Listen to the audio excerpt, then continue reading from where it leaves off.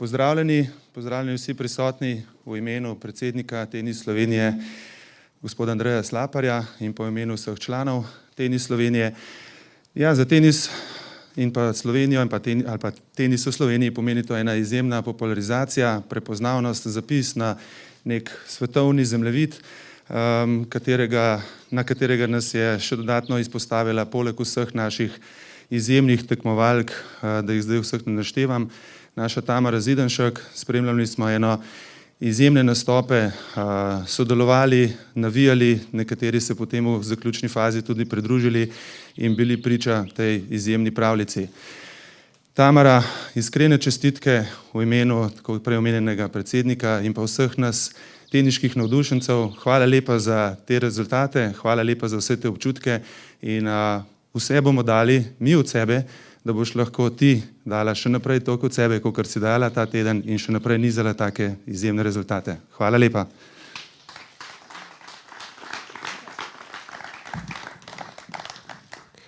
En lep pozdrav vsem. Najlepša hvala gospodu predsedniku za takle lep sprejem.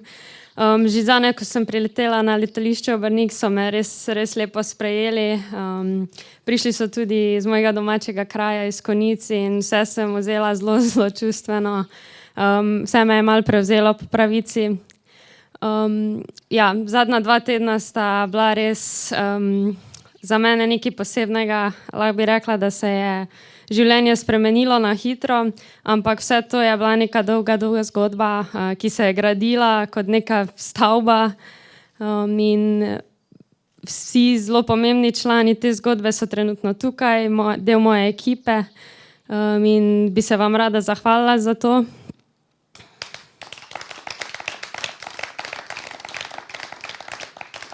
Rada bi se pa zahvalila tudi celotni Sloveniji. Po pravici me še ni čisto doletelo, kaj se je zgodilo, ampak mislim, da me bo zdajle v teh dnevih, ko se bo vse skupaj malo pomirilo, da si malo vzamem časa, da vse nekako pride za mano, in res smo čutili podporo in dobivali smo veliko sporočil, da vsi v Sloveniji spremljajo in da živijo trenutno s tem, in to je bilo res nekaj posebnega. Hvala za to.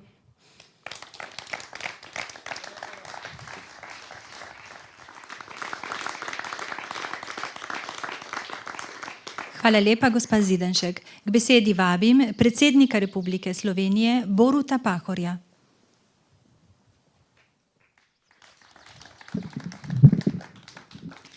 Spoštovana gospa Zidanšek, gospe in gospodje. Najprej sprejmite, spoštovana gospodična Zidanšek, moje najbolj iskrene čestitke. Sprejmite tudi čestitke v imenu države, in kolikor mi položaj predsednika omogoča, tudi v imenu vseh naših ljudi.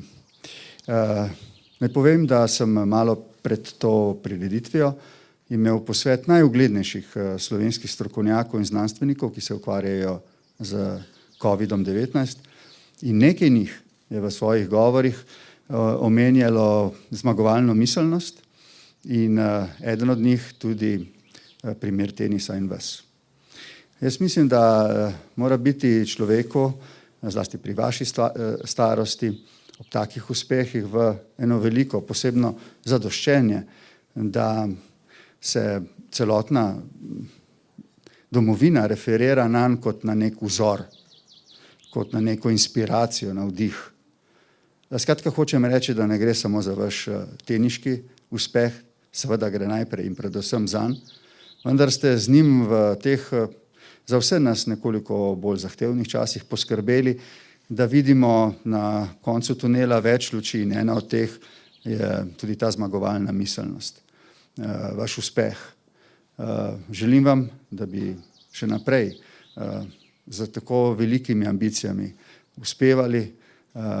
V Sloveniji imamo nekaj šampionov, ki ne zmagujejo samo, ampak tudi potem po porazih zmorejo znova priti na športni Olimp.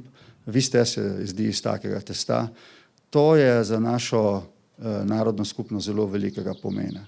Kot je bilo prej rečeno, v teh časih nas veliko stvari deli, vendar nas šport povezuje. Športu gre zahvala za to, da lažje prenašamo razlike, ki so med nami, na njih tudi v enem trenutku pozabimo in se pod slovensko zastavo vsi združimo in navijamo za nas in za vas. To vaše poslanstvo je kakšenkrat premalo cenjeno, je pa zelo pomembno. To lahko kot predsednik republike ocenim. Tudi zato vas bom zdaj prosil, da ste tako prijazni in pristopite k tej zastavi slavnih, s katero navijam na tekmah. Naslednja bo v soboto na Sveti gori nad Gorico, kjer bom spremljal naše kolesarje in vsi šampioni kolesarski in Tadej in Roglič sta podpisali na njej.